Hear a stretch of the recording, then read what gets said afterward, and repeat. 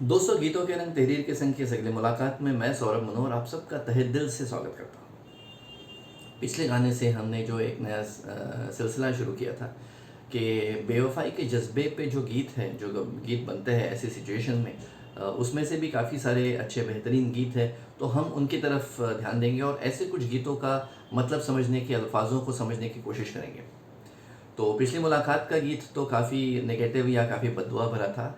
आज का जो गाना हम लोग ले रहे हैं वो इस गाने के एग्जैक्टली ऑपोजिट है, बिल्कुल मुकाबिल है।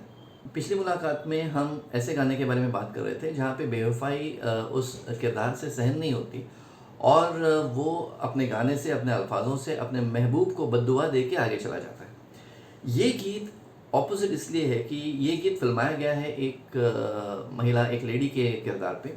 शर्मिला टैगोर जी ने वो किरदार निभाया था। फिल्म का नाम है दाग। लेकिन ये अलग इसलिए है कि आप अगर देखेंगे तो पूरे गीत में एक बार भी वो किरदार, यानी शर्मिला टैगोर जी का जो किरदार है, वो अपने महबूब का नाम तक नहीं लेता, उसकी तरफ इशारा तक नहीं करता, और जो सारा बेवफाई का गिला शिकवा है वो अपने आप में संभाले जाता है। अपने आप को वो दोषी मानती है, वो गलती से भी अपने महबूब का जिक्र तक नहीं करती।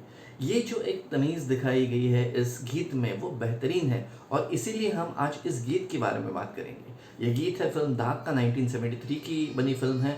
लिखा है साहिर लुधियानवी साहब ने और इसे संगीत दिया है लक्ष्मीकांत प्यारेलाल जी ने और गाया है लता मंगेशकर जी ने। जब भी जी चाहे नई दुनिया बसा लेते हैं लोग, एक चेहरे पे कई चेहरे लगा लेते हैं लोग, एक चेहरे जब भी जी चाहे नई दुनिया बसा लेते हैं लोग, एक चेहरे पे कई चेहरे लगा लेते हैं लोग।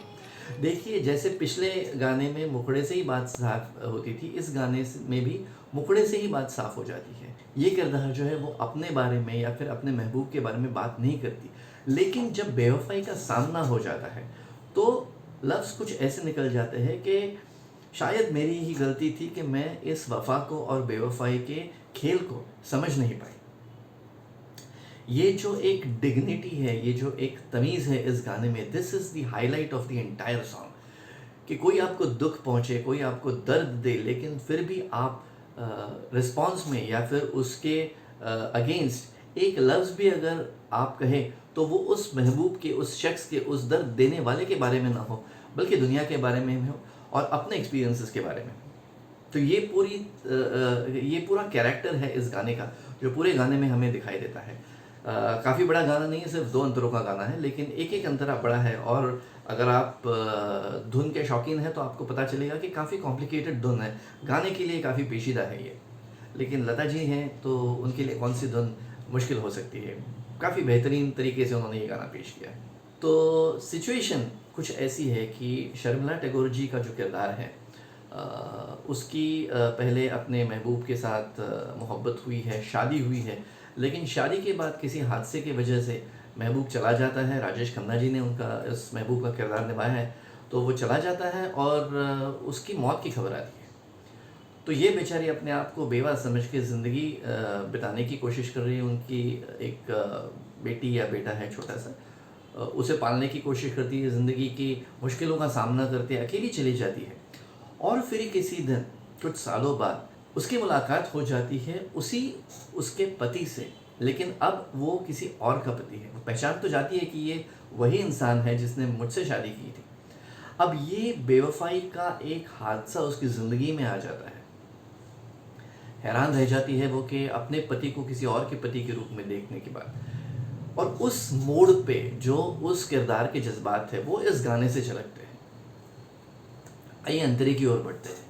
मुखड़े में तो वो कहती है कि जब भी जी चाहे नई दुनिया बसा लेते हैं लोग, एक चेहरे पे कई चेहरे लगा लेते हैं लोग। उसका असली चेहरा तो मेरे पति का है, लेकिन उसके ऊपर उसने कोई दूसरा नाम लगा लिया है, दूसरा चेहरा लगा लिया है, दूसरी पहचान बना ली है। तो देखिए, मुखड़े में भी ये बात साफ हो जाती है कि वो गिला नहीं कर रही है उससे, उसके पति से, वो उस शख्स से गिला नहीं कर रही है, बल्कि वो एक एहसास जगा रही है कि कैसे नादान थी मैं कि मुझे इस बात का पता ही नहीं चला कि लोग ऐसे भी बर्ताव करते हैं। और यही खूबसूरत जज्बा पूरे गाने में हमें मिलता है। पहला अंतरा, याद रहता है किसे गुजरे ज़माने का चलन, याद रहता है किसे गुजरे ज़माने का चलन, सर्द पड़ जाती है चाहत, हार जाती है लगन। तो जो उसका पति उसे पहचान नहीं रहा है, पहचानने से इनकार कर दिया है, उसके रिस्पॉन्स में ये कही जाती है कि कैसे लोग होते हैं कि उन्हें गुजरे ज़माने का चलन, पिछली बातें याद नहीं रहती, अपने माजी में से यादें निकाल देते हैं, चेहरे निकाल देते हैं और नई पहचान बना लेते हैं। आगे उस अंतरे में वो कहती है कि अब मोहब्बत भी है क्या एक तिजारत के सिवा, तिजारत यानी व्यापार, बिजनेस। तो मोहब्बत भी कहाँ मोहब्बत रह गई है, कहाँ लोग अपनी मोहब्बत के लिए जीतने मरने की बात करते हैं, वो तो बस इस मोहब्बत का एक व्यापार बना लेते हैं। एक डील हो गई, नुकसान हो गया, फ़ायदा हो गया, आगे चले गए, आगे नई डील बना के आगे निकल गए, कहीं पे भी दिल उलझा नहीं, तो इस पूरी मोहब्बत को एक व्यापार बना के रख दिया है। अब मोहब्बत भी है क्या एक तिजारत के सिवा, हम ही नादा थे जो ओढ़ा बीती यादों का कफन, वरना जीने के लिए तो सब कुछ भुला देते हैं लोग। कितनी खूबसूरत बात है, दिल करता है सलाम करने को इस शख्स की कंसेप्ट ऑफ डिग्निटी को। इतनी अपने आप में वो डिग्निटी मेंटेन किए हुए है कि वो कहीं पे भी उस बेवफा का जिक्र नहीं कर रही है, उसकी ओर इशारा नहीं कर रही है, ना ही उससे सवाल पूछ रही है कि तुमने ऐसे किया तो क्यों किया। वो सिर्फ उस सारे एक्सपीरियंस से जो सीख उसने ली है उसको जज्बातों में डाल के, अल्फाजों में डाल के बयां कर रही है कि हम ही नादा थे जो ओढ़ा बीती यादों का कफन, कि हम ही अपने यादों में खोए थे, सोच रहे थे कि जिस शख्स से मैंने प्यार किया, बेइंतहा मोहब्बत की, उसने भी मुझसे मोहब्बत की होगी। यही जज्बा आगे के अंतरे में भी हमें मिलता है। दूसरा अंतरा कुछ इस तरह से है कि जाने वो क्या लोग थे जिनको वफा का पास था, जिनको वफा की अहमियत थी, वो कौन से लोग थे। दूसरे के दिल पे क्या गुजरेगी वो एहसास था, नहीं उनको मोहब्बत का पास था, नहीं उनको मोहब्बत की अहमियत थी, लेकिन मेरे बर्ताव से किसी दूसरे के दिल पे क्या गुजरेगी इस बात का भी एहसास रखते थे, जिसे हम एम्पैथी कहते हैं।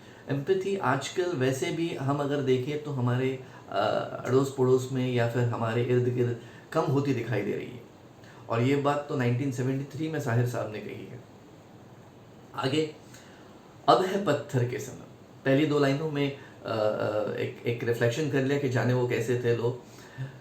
फिर वो कहती है कि अब है पत्थर के सनम जिनको एहसास न गम, ये तो पत्थर के हैं, इनको कोई जज्बात छू नहीं रहे, न एहसास छू रहा है न गम छू रहा है, शायद इनकी खुशी और मोहब्बत भी इतनी झूठी थी।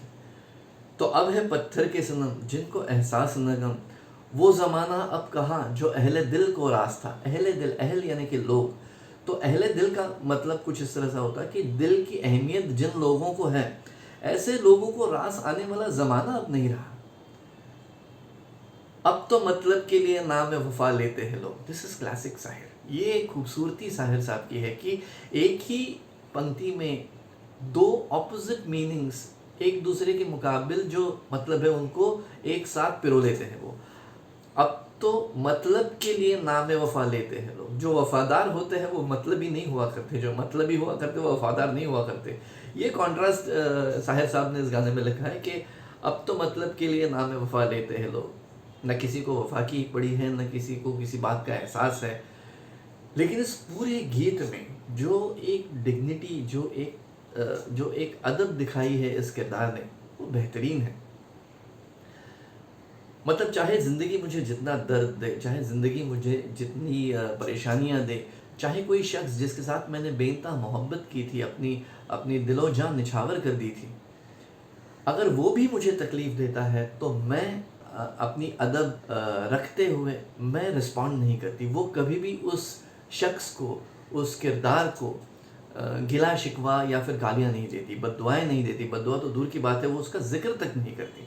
तो ये एक कम्प्लीटली अलग खूबसूरत सी बात, खूबसूरत सा जज्बा इस गाने में से साहिर साहब ने हमारे सामने रख दिया है।